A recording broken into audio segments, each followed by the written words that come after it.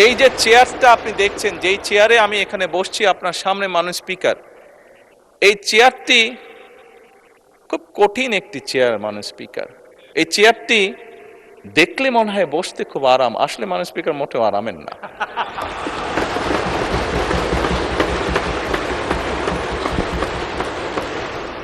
এই চেয়ারটিতে বসলে মাননীয় স্পিকার প্রতি মুহূর্তে মনে হয় যে আগুনে তপ্ত হিট আসছে মাননীয় স্পিকার।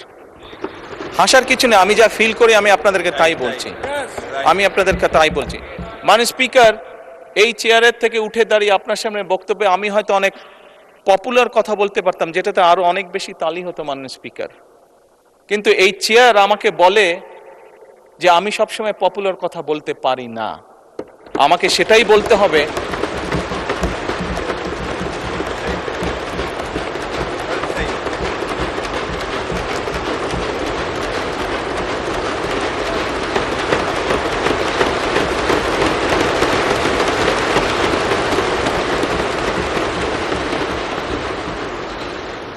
মাননীয় স্পিকার।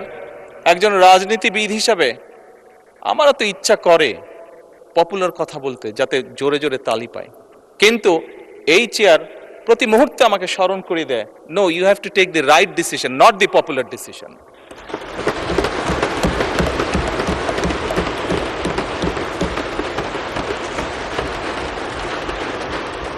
মাননীয় স্পিকার, আপনার মাধ্যমে আজকে এই সংসদের এই সবুজ চেয়ারে যারা বসে আছেন, আমি মনে করি আজকে বোধহয় আমাদেরকে সিদ্ধান্ত নিতে হবে যে আসুন আমরা পপুলার ডিসিশনে আলাপ করব না, আমরা আলাপ করব সঠিক ডিসিশনের ব্যাপারে, রাইট ডিসিশনের ব্যাপারে। মাননীয় স্পিকার, আজকে এই সংসদ অধিবেশনের শেষ দিন, আজকে অধিবেশন শেষ হয়ে যাবে।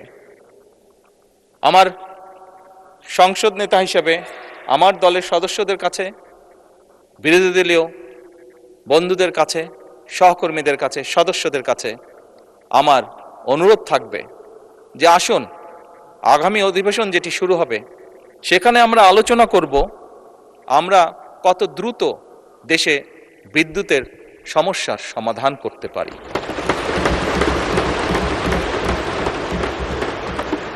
মাননীয় স্পিকার, আমরা আলাপ করতে চাই, আমি আলাপ করতে চাই আগামী সংসদে কত দ্রুত আমরা কত বেশি সংখ্যক মানুষের কর্মসংস্থান, দেশেই হোক বিদেশি হোক, তৈরি করতে পারি।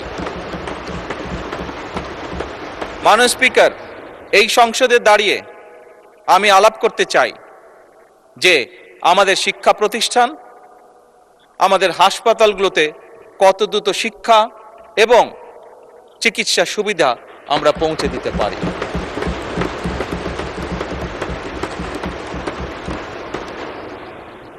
মাননীয় স্পিকার, দিনের কার্যবিধিতে আপনি যখন শুরু করেন বিভিন্ন সময় বিভিন্ন সংসদ সদস্য বলে ওঠেন তার এলাকায় রাস্তা লাগবে, তার এলাকায় ব্রিজ লাগবে, কারো এলাকায় কালভার্ট লাগবে।